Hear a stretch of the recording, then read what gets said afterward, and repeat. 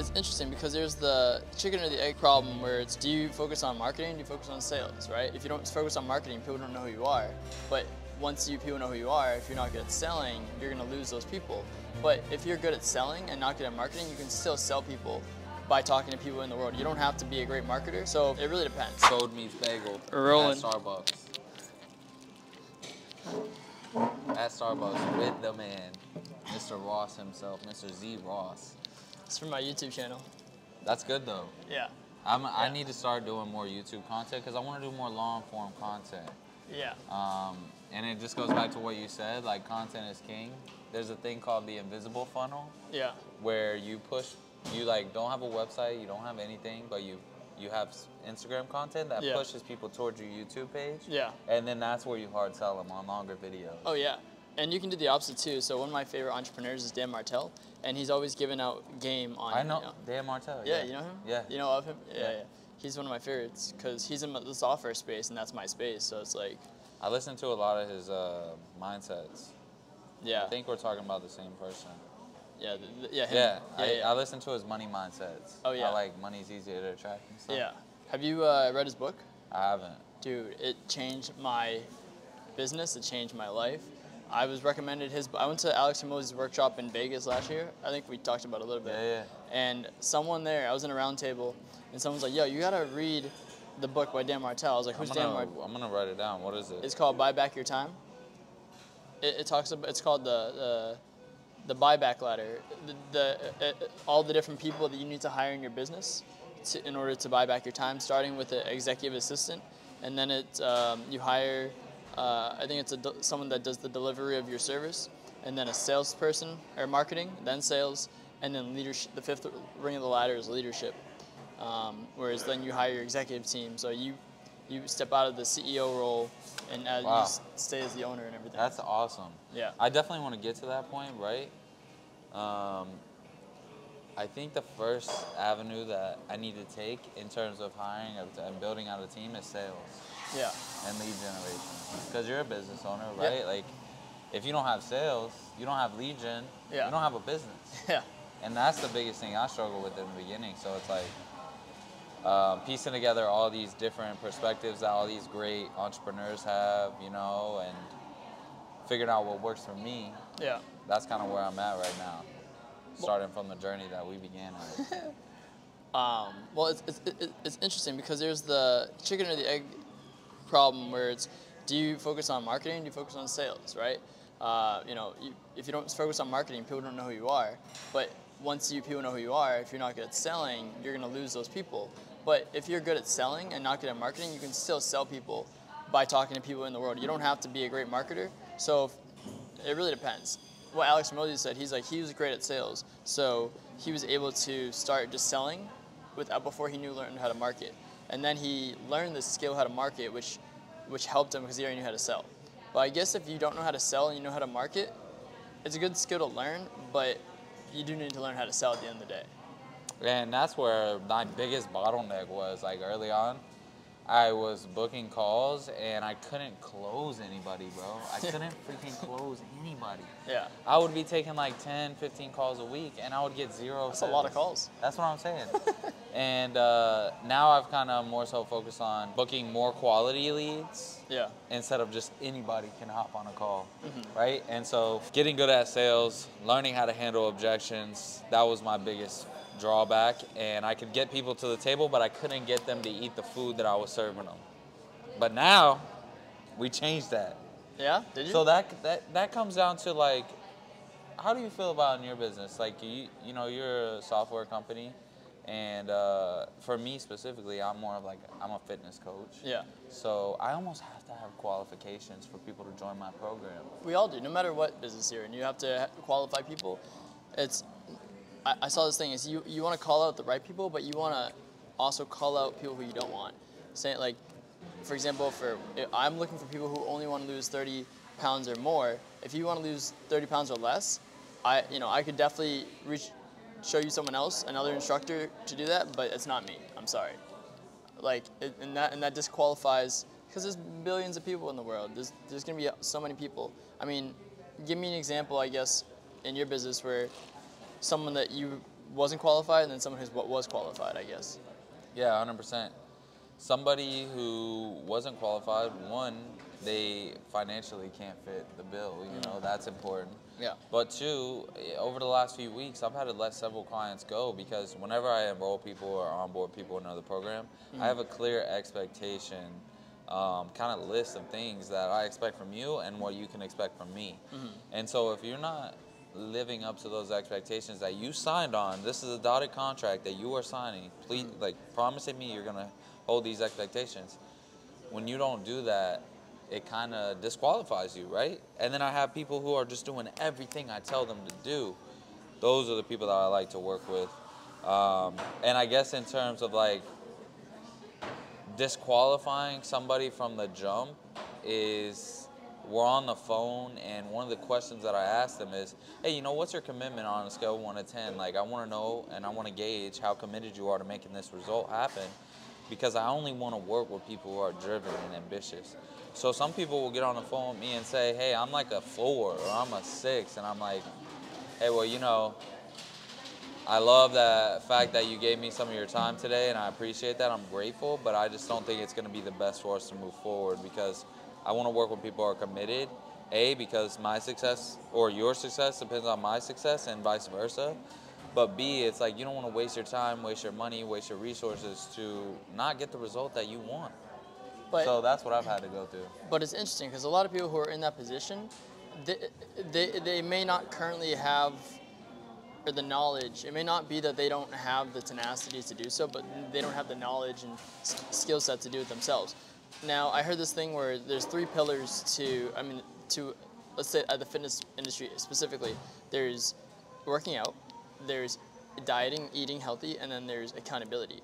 And you have to be all 3.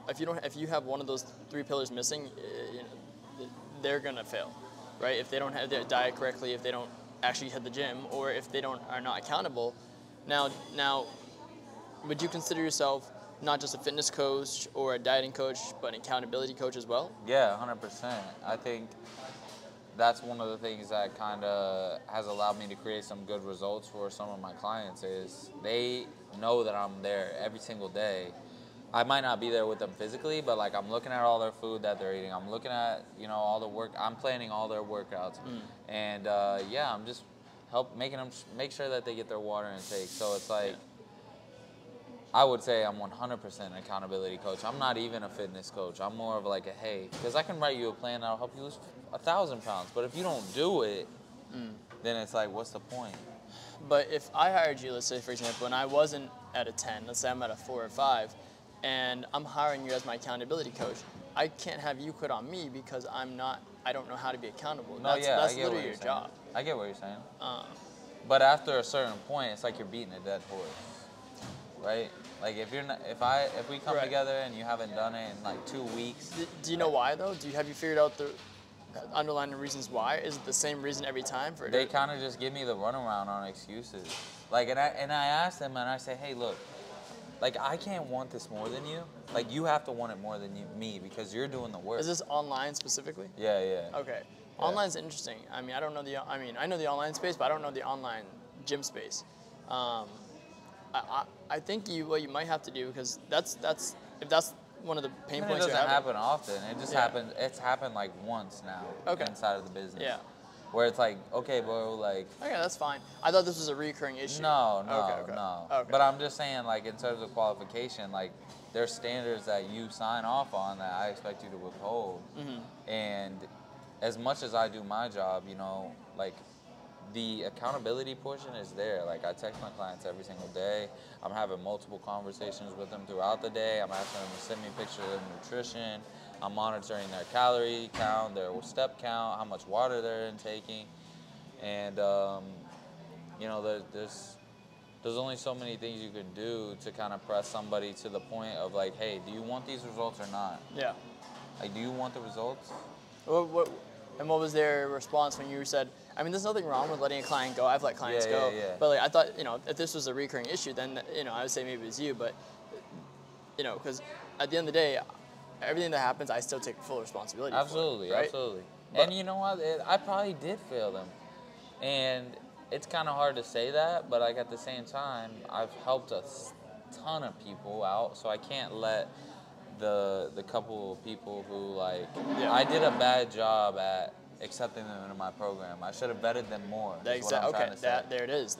I should have vetted them more because they got into the program and they realized that like this is actually going to be hard work. This isn't a cheat code, and they didn't want to do the work. Yeah. So it's like at that point, like, hey, you know, I asked them, what can we do about this? Right. And they're like, I don't know what to do, and I'm like. Which is good. It's called labeling. When you're on like a sales call, you label them right at the beginning. Like, hey, you seem like the type of person that takes full accountability for yourself. I just want to, you know, before we get started, am I correct? And if they're like, honestly, no, I've never been like that. I'm not that type of person. I've never really had a lot of drive. And you're like, you know, that's just something that sounds like you need to work on a lot. And I can't help you from that part. I can help you with the dieting. I can help you with the working out. And I can help you do accountability, but there is a point to that. And you're like, I'm totally cool if you want to end this call right now and save both of us some time, but that's it. Yeah, and you know, I have the professional standpoint from when I'm speaking to the prospect, right? This is more kind of like a raw conversation. But I think that's just something I have to learn along the way, right? Like, there's so many parts of business that I'm learning that I thought that I had a good grasp on, but I actually have nothing, comparatively speaking, to how much there is. Yeah. So it's like perfecting the systems, perfecting the process, perfecting all the standards of your business. Yeah. Early on is going to be super important, and we're going to look back at this video one day and we're going to laugh in our Bugattis. What color is your Bugatti? What color is your Bugatti? That's a good segue in terms of talking about systems and processes, because that's my bread and butter. That's my business. I run an automation software company. You also build mobile apps and websites and stuff like that, and that's what we focus on. Now, in your business specifically, what processes and systems do you have in place, and where do you think you need some help with that in general? So I would say the biggest system that I have in place is my sales system right now. It heavily involves content, but the strategy that I use, there's a lot of two-step CTAs involved. So the way I'll do it is... CTA, what does that mean? I know what it is. Call to action. Okay, so you're going to make a video that speaks to somebody's... You're going to make a video that speaks to somebody's pain point, something that your target audience is experiencing currently. And your video is going to point to a solution that pretty much entices that person to want your free resource that's going to help them solve their problem or fix their pain. And so, you know, you put like a little keyword, and then from there, they're going to watch the video, see the keyword, send you the message, and then I have like an automation set up that sends them to the link where they can apply. Yeah. And I'll get the notification. Does it send it via Instagram? Like send them right on? Do you use ManyChat? No. What do you use? I use the... Zapier? What do you use? Give us some game. It's not game. I mean, it's all game. It's just the Instagram. Instagram has a built-in automation? Yes. Oh, you know what? I think I have used it. Oh, dude, I've saved replies. So you can send them, like, if you say there's a keyword, and then you can send them a message with a link. You know what's funny? I set that up and I completely forgot about that. Yeah. So if you utilize that, I use it a lot. So yeah. Being able to have people apply for your program without, you know, directing them to where you need them to go, that is a huge thing, and it's got to be easy, right? Nobody wants to click on 1,000 things.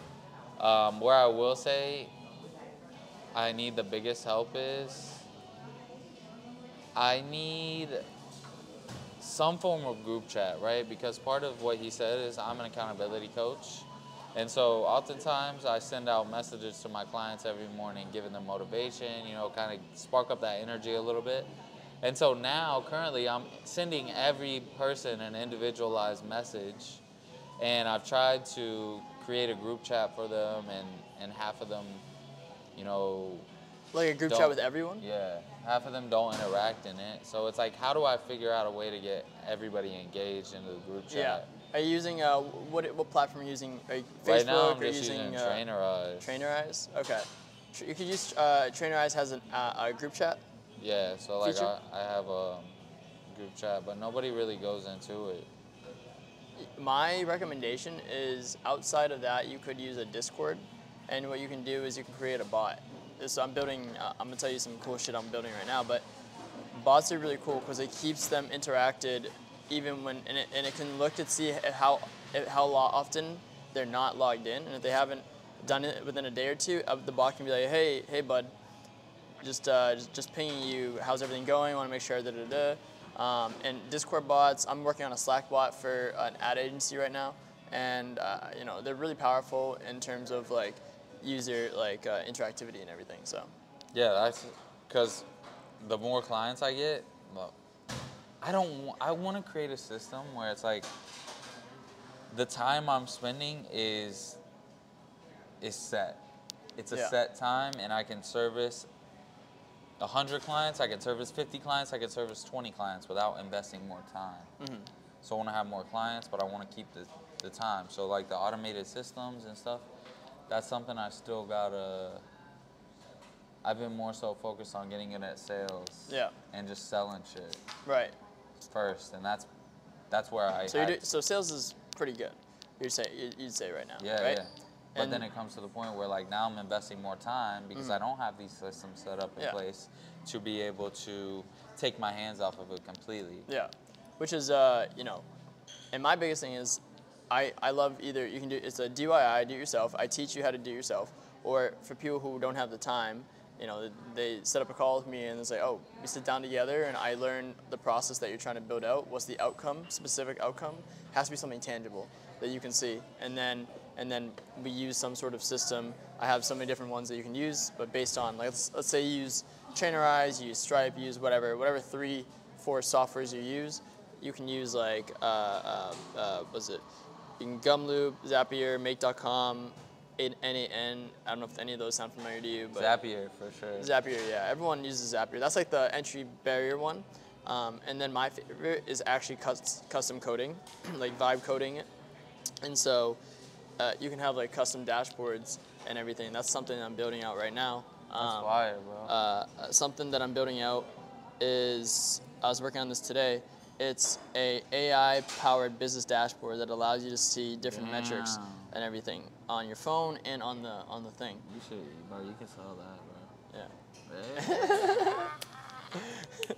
You see what I'm talking about? What color is your Bugatti? I'll just play it. So it's funny. I spent all morning listening to the same video, an 18-minute video by Dan Martell, over and over again, taking notes and stuff like this, because I feel like I haven't been like you know, when you watch a YouTube video, it's like either listen to it or you take notes or you take action. It's like I try to take notes and immediately take action, talk to ChatGPT at the same time.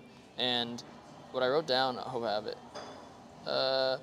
So for my business specifically, there's 4 different types of AI businesses you can do. There's AI services, which is what I just told you, is building out like the systems, like purely just using no-code, low-code tools like Zapier, Make.com. Then there's AI consulting, which is building out the tools or telling them how to build it out in addition to building out the strategy behind it, which is the margins are high. There's like 70, 80%, 90%, 95%. AI software is like actually building a software where, you know, like you can use tools that are already built out, like chatbots and stuff like that, and you can just like build on top of that. And then the last one's like a digital project, like a SaaS product, where it's like you can build an entire dashboard, kind of like we just talked about, and sell that over and over again at a monthly cost or something like that. And there's different ways for me to do that. Currently, right now, I'm in a place where I'm selling my time and services. You know, I just got a really large $15,000 contract over five per month, and building Slack bots, which is crazy because I know someone who was building a Slack bot for a lot less, and I didn't realize. It keeps bringing in my mind that, have you heard the story of the violinist who plays at a concert hall for thousands and thousands of dollars, and then they did an experiment where that same violinist goes onto the street of New York, plays the same music, and for pennies on the dollar, he's getting people paying pennies, dollars, whatever. So it's really the audience and the crowd that you're playing for they just see you in a different light. So it's like people will pay $1,000 to see you play. Other people will pay pennies for this exact same thing. And it's like if you're not in front of the right audience, it's like that's so valid. It's crazy, that's bro. So valid, dog. Like I know someone that would pay $20 for a Slack bot and they don't see any value in it. Someone else pays you 1,000 times more, and sees how much value they can get from the automation that's built behind it, the entire system built behind it. So that's kind of where I'm at. That's fire. Yeah. That's amazing, bro. Yeah. Hey. Yeah. No, that's crazy though, man. Like that just goes to show you that a lot of people out here trying to sell like 100 sales a month at like $80 when you could sell 8 sales a month at freaking 1,000. Yeah. You know what I'm saying? I mean, you know how we started with our friend Darren, right? Dude, that kid, you know, his not like the sale, like what's it called? His prices were crazy. Originally we saw the prices. We were like, what the fuck? Who's paying that? Someone is, right? That's true. Still though, those prices were high. To you? Yeah. If you're making $1 million a month in Dubai, and you're like, yo, this guy knows what he's talking about, and I trust him, and you know, he's gonna give me, I know I'm accountable, and I just need the workout plan and the dieting. You know, I'll pay someone that much. I'll pay someone 30 grand a year to just do that. You know? Like, yeah. He was on something. Yeah. Maybe at the time we just didn't believe like that was a lot of money, but it's really not that much money. No. $10,000. People make 30 grand in a day. That's what I'm saying. In a day. $10,000 is not a lot of money. No, it's not. Like a month, 10,000 a month, you can blow that and it like that. Oh, I have. I went to Vegas like 2 years ago, lost 12 grand. Shit. 3 days. Damn. What color is your Bugatti? Do you know who Sam Ovens is? So he's the co-founder of School with Alex Hormozi. You know School? Yep. Okay, yeah. So I started doing some research on him because like Alex wouldn't partner with him if like he wasn't like a good entrepreneur, and he has a lot of content on YouTube, and I just started like following his journey and everything. And he's talking about like the first things, you know, to buy back your time for him was hiring a personal chef for your meals. The next thing was a personal trainer who lives in your house.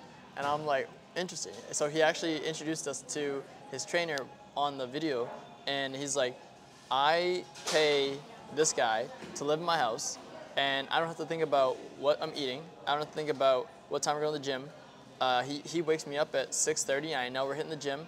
And then throughout the day, he wears an Oura ring that tracks his data and metrics. So, and you know, that may be his only client. So like he just focuses on his health overall and fitness. And then you know there's the chef that he hires. The personal trainer takes care of the meal plan and then DoorDashes the meals. So when the chef comes, they just have to cook it. So those are two things that he created systems that allowed him to buy back his time. And I was like, he said, once you're hitting 10K per month, you should be doing that because that will allow you to focus just on your business. And I was like, dude, I'll hire someone to live in my house to be my personal trainer. I was like, you? I'll get you jacked, bro. Stop playing. I might eat all the food in your fridge, though. If you're looking for hire a personal trainer to live in your house, just make sure you keep extra food at the crib. I'd be hungry.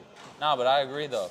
Buying back your time, you know, it's kind of weird. It's like, at what point do I start building out these systems? Like, start hiring a team and developing